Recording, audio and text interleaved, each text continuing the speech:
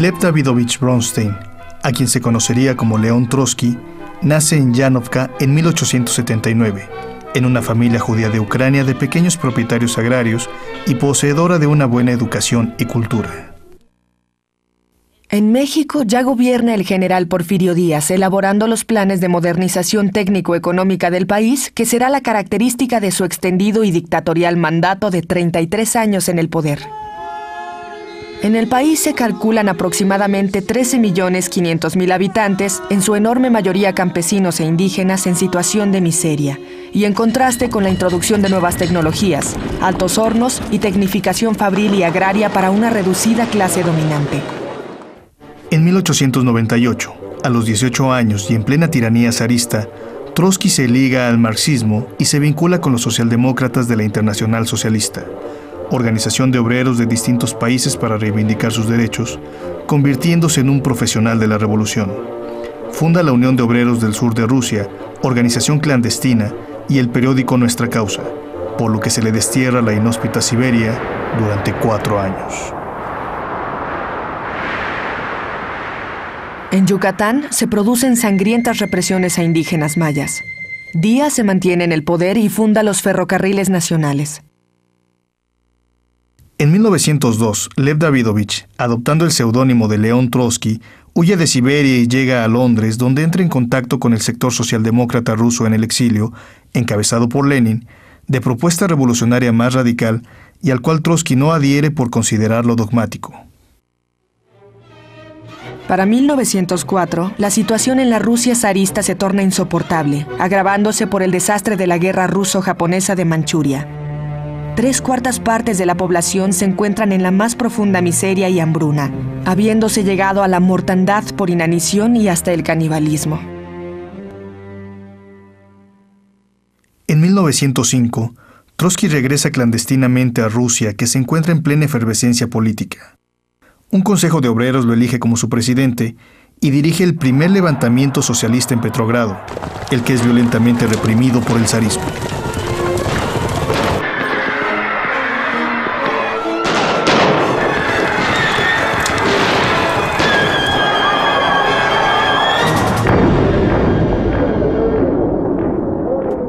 Las fuerzas revolucionarias, al principio muy pequeñas, muy minoritarias, empiezan a subir como la espuma. Esta eclosión de las masas puede considerarse como un primer antecedente definitorio de la Revolución Rusa, la que buscaba una transformación de la situación social imperante. Después de la Revolución de 1905, Trotsky fue exiliado a Siberia. En ese año escribió con el socialista alemán Parbus La Revolución Permanente, donde sostiene que las tareas burguesas, la revolución agraria, la república, solo pueden ser realizadas por el proletariado en el poder, porque las clases dominantes temen la caída del régimen. Además, consideraba que la revolución en un país atrasado tenía que ser completada por una revolución proletaria en los países industrializados. Díaz, aún en el poder, reprime violentamente a los obreros de las industrias de Cananea y de la factoría textil de Río Blanco. Hombres caminan la sierra, hombres de mirar sombrío, su camino es de justicia. En 1910 estalla la Revolución Mexicana como una revolución política liderada por el hacendado liberal Francisco I. Madero para derrocar a la dictadura de Díaz, y emerge como una revolución social agrarista con el levantamiento de Emiliano Zapata y Pancho Villa. Con este motivo, los Estados Unidos manifiestan su disgusto con el gobierno mexicano. Entre 1907 y 1914, Trotsky debe peregrinar por Europa como agitador revolucionario y como hombre interesado en manifestaciones de la cultura, como el psicoanálisis y la teoría de la relatividad. Trotsky fue corresponsal de guerra en la Guerra de los Balcanes y ahí previó la Primera Guerra Mundial, escribiendo La Guerra Internacional. La socialdemocracia internacional tomó una posición patriotera apoyando a los gobiernos imperialistas. Por mantener una posición antibélica cuando estalla la Primera Guerra Mundial, desencadenando el terrorismo imperialista, Trotsky es expulsado de Francia y España por antipatriota. Zapata y Villa toman la Ciudad de México en 1914. Ese año, tropas estadounidenses invaden Veracruz. Con las derrotas sufridas en la guerra ruso-japonesa en Manchuria y frente a Alemania en la batalla de Tannenberg en 1916, se generan los movimientos contra el zarismo, los que son sangrientamente reprimidos.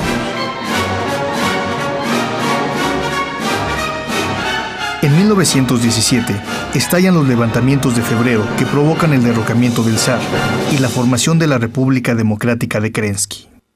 Los bolcheviques vacilan en cuanto a la posición frente al gobierno. Stalin, Molotov y otros plantean el apoyo al gobierno de Kerensky.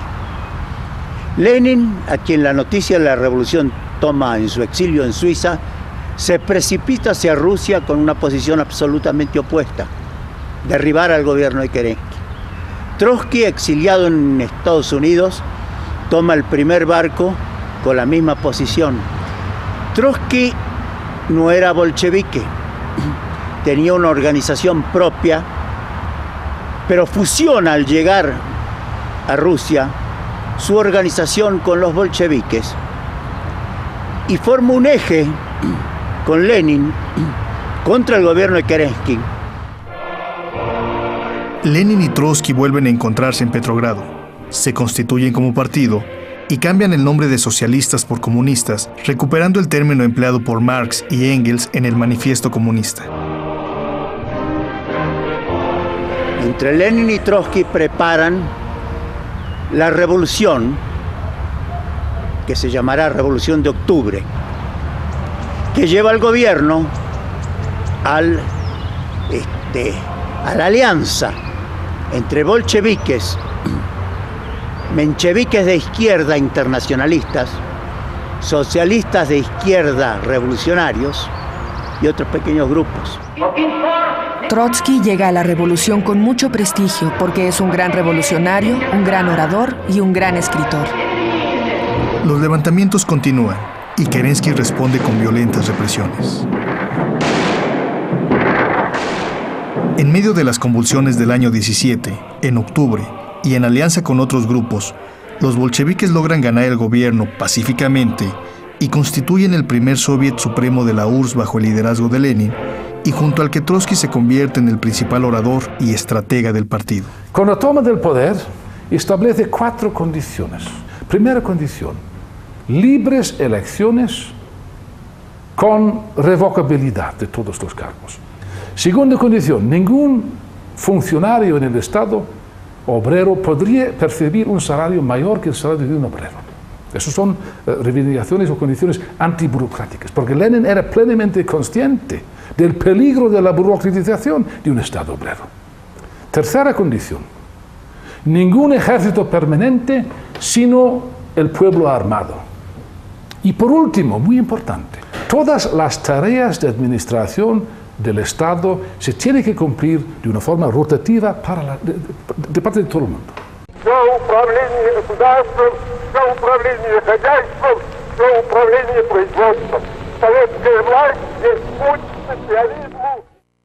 Trotsky es nombrado comisario de Relaciones Exteriores y en 1918 firma el Pacto Germano-Soviético de Brest-Litovsk, logrando la paz con Alemania. Ya he dicho que en lo que se refiere a la toma del poder en Petrogrado no hubo apenas sangre. Donde sí hubo un baño de sangre terrible, con millones de muertos, fue en la guerra civil, que sigue la revolución. Cuando 21 ejércitos extranjeros invaden Rusia soviética, 21. Ingleses, franceses, americanos, japoneses, checos, polacos, rumanos, una oleada de invasiones. Y es Trotsky quien levanta el ejército rojo, en primer lugar basándose en el proletariado, en los obreros bolcheviques, que es la espina dorsal del ejército rojo, y después, por supuesto, las masas de campesinos pobres que apoyan a los bolcheviques porque la revolución nos ofrece tierra. 8 марта этого года пришел ко мне Народный комиссариат по военным делам, старый татарин Курмаев, родом из Самарской губернии. En México, en 1919, es asesinado Emiliano Zapata.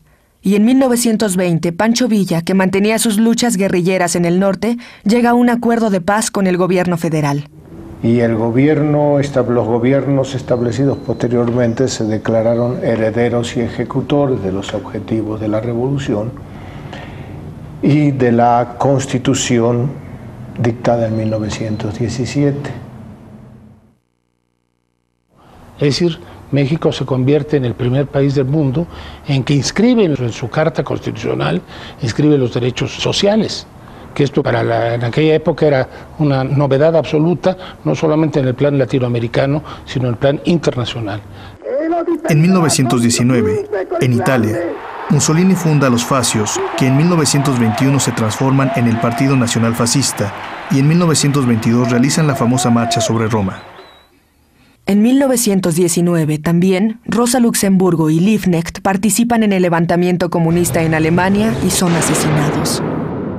Por otro lado, Hitler ingresa al Partido Obrero Alemán para transformarlo después en el nacionalsocialista o nazi. En México, el periodo postrevolucionario entra en convulsión. En 1920 es asesinado Carranza y Obregón es electo presidente. A la cabeza del partido bolchevique, no se le ocurre tener el poder por el poder mismo, sino defender los principios originales del socialismo, porque el partido es democrático dentro de la revolución socialista. Tanto es así que mucha gente de distintas procedencias, incluso anarquistas, se acerca a los bolcheviques coincidiendo con el objetivo final de la liberación del ser humano. Ejemplos notables de estos casos son Andrés Nin, dirigente del Partido Obrero de Unificación Marxista, de oposición de izquierda en España, o Víctor Serge, quien más tarde muere exiliado en México. Las primeras olas de la revolución son la liberación de la cultura, de las costumbres, de la vida cotidiana, de la sexualidad. El divorcio es automático y el aborto es legal. Lenin insistió una y otra vez en una reivindicación central: reducción inmediata de la jornada laboral. Jornada laboral de 8 horas. Fue uno de los principios del partido bolchevique. Porque en la medida que el obrero no tiene tiempo para participar y para pensar y para debatir, pues no hay democracia posible. Pero ya en esta primera época, hay también quienes sostienen la necesidad de un Estado fuerte en la praxis, unificado ideológicamente y con tintes represivos. Josip Vissarionovich Yugashvili, llamado Stalin, nacido en una pequeña población de Georgia, ha salido poco de Rusia y tiene una cultura rudimentaria, factores que le impulsan al conservadurismo. En el Consejo de Comisarios, Stalin es el secretario de las nacionalidades y tiene a su cargo a todos los funcionarios de los pueblos de Rusia, a los cuales conquista repartiendo privilegios. Trotsky se convierte entonces en el eje de una oposición a la burocratización junto con Lenin, ya que su propuesta revolucionaria es política y no meramente administrativa. Y los primeros años de la experiencia socialista, nos cuenta Víctor Serge como testigo y protagonista, no pudieron superar el abrupto cambio de una sociedad basada en la extrema miseria e ignorancia de millones, abriendo cauce a la reacción stalinista. En 1924, en México, Plutarco Elías Calles asume el poder y comienza un periodo de organización política que llevaría a la formación del Partido Nacional Revolucionario. En Rusia muere Lenin y en el Comité Central se produce el problema de la sucesión de liderazgo. Stalin logra que Trotsky no asista a los funerales, se realizan las elecciones y gana Stalin. Trotsky acepta críticamente la decisión democrática, pero pronto pasa a la oposición dentro de la izquierda, y su lucha por los ideales originales es literalmente a muerte. Después comienza la estalinización en la Unión Soviética. La Revolución Rusa había sido una revolución humanista, luchaba por la igualdad, la fraternidad, los derechos civiles, la revolución agraria, la eliminación del peso de la Iglesia y de la burocracia. Stalin revierte todo eso, impone un terror burocrático, elimina la democracia en el país y en el partido, centraliza la burocracia en torno a su persona, destruye toda oposición e instaura un régimen totalitario, nacionalista ruso, aunque sigue hablando al mismo tiempo de socialismo y de internacionalismo. A partir de 1929 culmina la dictadura burocrática. Todos los opositores están exiliados, están presos y comenzarán pronto las grandes purgas. El régimen se dice socialista, habla de internacionalismo, pero es la dictadura de una élite sobre los trabajadores. Los viejos bolcheviques piden a Trotsky, fundador y prestigioso jefe del Ejército Rojo, que tome el poder. Consecuentemente, si Trotsky hubiera hecho lo que planteaban esta gente, sí hubiera sido posible tomar el poder. Pero en ese caso, el proceso de la degeneración burocrática se hubiera acelerado enormemente, con una sola diferencia. En vez de una casta civil burocrática, hubieras tenido una casta militar burocrática. Todos los principios de la revolución han sido ya traicionados. Trotsky habla de traición de la revolución, escribe la revolución traicionada y organiza ya definitivamente una oposición de izquierda para restaurar lo que queda del Estado obrero. Les grands événements ont vérifié et confirmé notre attitude. Des cadres sérieux sont éduqués. Nous regardons avec confiance dans l'avenir. Aucune force ne pourra nous détacher l'avant-garde prolétarienne internationale. L'Union soviétique, c'est notre patrie. Nous la défendrons jusqu'au bout. Les idées et les méthodes de Marx et de Lénine deviendront les idées et les méthodes de l'Internationale communiste. El líder cubano, Julio Antonio Mella, fue asesinado en la Ciudad de México en 1929, cuando se rebelaba a las directivas del Partido Comunista Estalinista y al dictador derechista Gerardo Machado.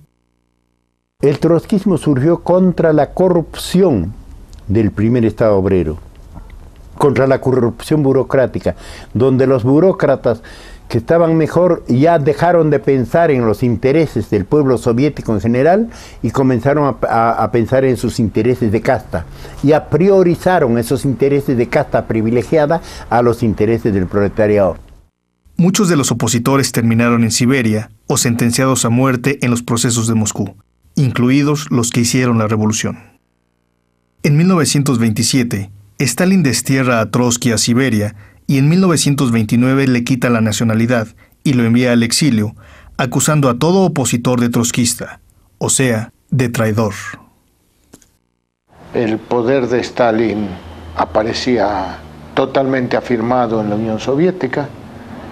Muchos opositores ya eran perseguidos o enviados a lugares de exilio interior. Víctor Serge, por ejemplo, y su hijo Vladimir Kivalchich, entiendo que para entonces ya habían sido deportados.